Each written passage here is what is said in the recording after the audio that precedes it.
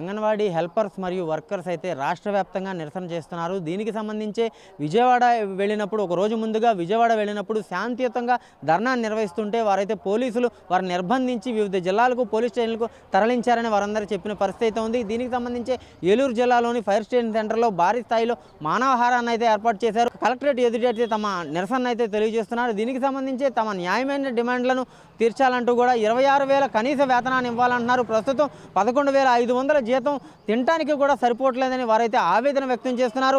అలాగే ఈ సెంటర్స్ ఏవైతే ఉన్నాయో సెంటర్స్కి బిల్లులు కూడా త్వరితగతిన ఇవ్వాలని, బిల్లులు చాలా పెండింగ్లో ఉన్నాయని, పెండింగ్లో బిల్లులు ఇవ్వకపోతే తమ జీతంలోంచి కూడా తీసి పిల్లలకు పెట్టే పరిస్థితి వస్తుందని చెప్పి కూడా వారైతే ఆవేదన వ్యక్తం చేస్తున్నారు. తాము పనిచేసిన దానికి కూడా వేతనాన్ని అడుగుతున్నారు. కనీస వేతనం 26,000 ఇవ్వమని చెప్తున్నారు. అలాగే ఏదైతే మినీ సెంటర్స్ ఉన్నాయో మెయిన్ సెంటర్స్గా మార్చాలని, తమ న్యాయమైన డిమాండ్లను తీర్చకపోతే ఎన్నికల ముందు ఏదైతే హామీ ఇచ్చారో ఆ హామీని నెరవేర్చాలని, నెరవేర్చకపోతే ఈ ఉద్యమాన్ని తీవ్రతరం చేస్తానని చెప్పి కూడా వారైతే చెప్తున్న పరిస్థితి ఉంది. నిన్నటి నుంచి విజయవాడలో ధర్నా చౌక్ వద్ద మా జీతాలు పెరగడం కోసం కనీస వేతనం ఇవ్వాలనేసి మేము శాంతియుతంగా ధర్నా చేస్తున్నామండి. బాగానే చేసాము, అన్నీ ఇచ్చాము. మొత్తం నాయకులు కూడా మాట్లాడుతున్నారని చెప్పారు. కానీ ఏమైందో ఏమో కానీ రాత్రి సోదరి మాలో అంగన్వాడీ టీచర్లని, ఆయాలని, కొంతమందిని రాత్రి ఆ పోలీసు వారు నిర్దాక్షిణ్యంగా అరెస్ట్ అనేది చేయడం జరిగిందండి. మేమేమి అడిగామండి? కనీస వేతనమే కదా అడిగింది. సుప్రీంకోర్టు ప్రకారం గ్రాడ్యుటీ, సుప్రీంకోర్టు 2022లో మాకు గ్రాడ్యుటీ అనేది ఇచ్చిందండి. కానీ ఈ ప్రభుత్వం దాన్ని గ్రాడ్యుటీ కింద కాకుండా మేము రిటైర్ అయిన తర్వాత ఇస్తాం కదా పెన్షన్, అలా చూపెడుతుంది. ఇది అంతవరకు న్యాయం అండి, కరెక్ట్ కాదు కదా. ఏదైతే మా హక్కులు ఉన్నాయో ఆ హక్కులను మేము అడుగుతున్నాము. ఒక మెడికల్ లీవ్ అడుగుతున్నామండి. మాలో మీరు 10 సంవత్సరాలు, 15 సంవత్సరాలు, 30 సంవత్సరాల నుంచి సర్వీస్లో ఉన్న వాళ్ళు ఉన్నారు. ఈరోజు హార్ట్ అటాక్ వచ్చి చనిపోతున్న వారికి ఏమీ ఉండట్లేదు. మట్టి ఖర్చులని 20,000 ఇస్తున్నారు.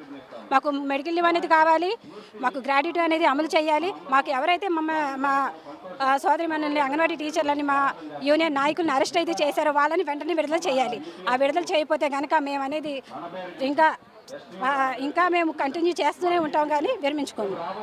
తెలియజేస్తాం. అంగన్వాడీ వాళ్ళం శాంతియుతంగా నిన్న మేము విజయవాడ ధర్నా చౌక్ దగ్గర నిరసన ధర్నా చేస్తుంటే మేము మా కోరికలు నెరవేరే వరకు కూడా మేము ఈ ధర్నాని విరమించకూడదని నిన్న ఈరోజు కూడా ధర్నాకి మేము సిద్ధమై ఉంటే రాత్రికి రాత్రి మమ్మల్ని మా రాష్ట్ర నాయకుల్ని, జిల్లా నాయకుల్ని, మా అంగన్వాడీ మా తోటి సోదరులని అందరినీ కూడా తీసుకెళ్ళి ఎక్కడ తిప్పుతున్నారో వాళ్ళకే తెలియదు.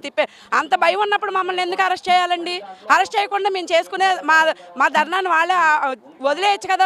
మేము అక్కడే కూర్చొని చేసుకుంటాం కదా శాంతియుతంగా. మేము ఎవరి దగ్గర గట్టిగా పోరాడి ఆఫీసుల మీద తిరగబడి అట్లా ఏం చేయలేదు. మాకు 26,000 జీతం అనేది సుప్రీంకోర్టు తీర్పు ప్రకారం ఇవ్వవలసింది. అది దాన్నే అడుగుతున్నాం. అంతకంటే మేము ఎక్కువేం అడగట్లేదు. కనీసం పెంచకపోగా మమ్మల్ని ఇంత అమానుషంగా ఇలా రోడ్లు పట్టించి మమ్మల్ని ఇంత బాధ పెట్టేస్తుంది నా ప్రభుత్వం. ఇంతకుముందు ప్రభుత్వానికి ఏ గతి అయితే పట్టిందో ఇప్పుడు కూడా అదే గతి పట్టిస్తాము. మా కోరికలు కానీ నెరవేరు. బస్సులో ఎక్కించి వచ్చిన వాళ్ళు ఎక్కడున్నారో కూడా ఇప్పుడు తెలియదండి. ఇందాకటి వరకు పొద్దున్న మార్నింగ్ ఇక్కడ పెరేడ్ గ్రౌండ్లో ఉంచారు. ఆ తర్వాత వాళ్ళని బాత్రూమ్స్కి కానీ అసలు వాష్రూమ్స్కి వెళ్ళనివ్వకుండా దిగనివ్వకుండా చేసి ఇప్పుడు ఎక్కడెక్కడ తిప్పుతున్నారో కూడా తెలియదండి.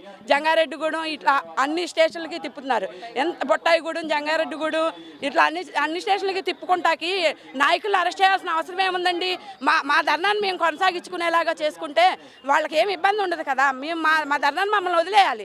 అలాంటప్పుడు భయపడి మమ్మల్ని తీసుకొచ్చి అక్కడ ఇక్కడ తిప్పుకోవాల్సిన అవసరమే ఉంది. ఎక్కడో దగ్గర కూర్చోబెట్టాలి. ఏది లేకుండా దగ్గర ఒక 200 మంది దాకా తీసుకెళ్లారండి. ఇప్పుడు ఎక్కడున్నారో కూడా మాకు తెలియదండి. మా రాష్ట్ర నాయకులకి కూడా అనారోగ్యంగా షుగర్ పేషెంట్లు, బీపీ పేషెంట్లు కూడా ఉన్నారండి. అది కూడా ఆలోచించకుండా వాళ్ళని చాలా ఇబ్బంది పెడుతున్నారండి ప్రభుత్వం అయితే మాత్రం. ఈ ప్రభుత్వం మొండి వైఖరి కానీ నశించకపోతే మా ఉధృతి ఇంకా ముందు ఇంకా చూడాల్సి వస్తుంది.